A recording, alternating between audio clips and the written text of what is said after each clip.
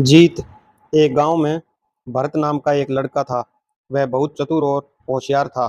वह सबकी मदद किया करता था, इसलिए गांव के सभी लोग उसे बहुत पसंद करते थे और सभी को विश्वास था कि वह किसी भी समस्या का समाधान निकाल सकता है। भरत के पड़ोस में एक लड़का था। उसका नाम सागर था, जो उसी के विद्यालय में पढ़ता था। दोनों एक ही कक्षा में पढ़ते थे। सागर पढ़ाई तथा अन्य क्रीड़ा खेल कूद में अच्छा था, लेकिन उसके माता पिता हमेशा भरत को ही प्रशंसा करते थे। यह सागर को बिल्कुल पसंद न था, इसलिए उसने सोचा मुझे यह साबित करना होगा कि मैं भी भरत से कम नहीं हूँ। एक दिन की बात है, सागर को विद्यालय से लौटते समय एक घायल गोरैया जमीन पर पड़ी मिली।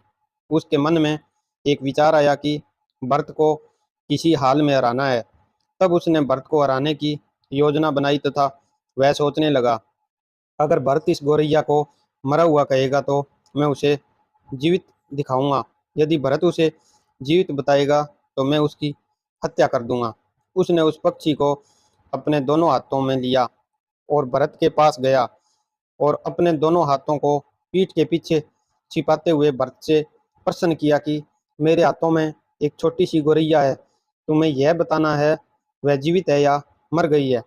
भरत कुछ देर सोचता रहा, बाद में उत्तर दिया कि तुम्हारे दोनों हाथों में जो गोरैया है वह मरी हुई है। सागर ने कहा, तुम हार गए भरत, क्योंकि गोरैया जीवित है। फिर उसने उस गोरैया को दिखाया। भरत ने उस गोरैया पक्षी को धीरे से अपने हाथ में लिया और उसके पंखों को साफ किया, उसकी मरहम पट्टी की और उस गोरैया को आकाश में स्वतंत्र विचरण करने मुक्त कर दिया। सागर यह सब देखता रहा और हैरान था कि वह भरत क्या कर रहा है। तब भरत सागर से कहता है कि मुझे पता था कि गोरैया जीवित थी और मैं उसे जीवित कहता तो तुम उसे मार डालते, इसलिए मैंने गलत कहा। अगर मैं ऐसा न करता तो गोरैया मर जाती। मैं तुमसे हारा नहीं, बल्कि मैं गोरैया को बचाना चाहता था। सागर को अपनी गलती का एहसास हुआ और उसने भरत से क्षमा मांगी।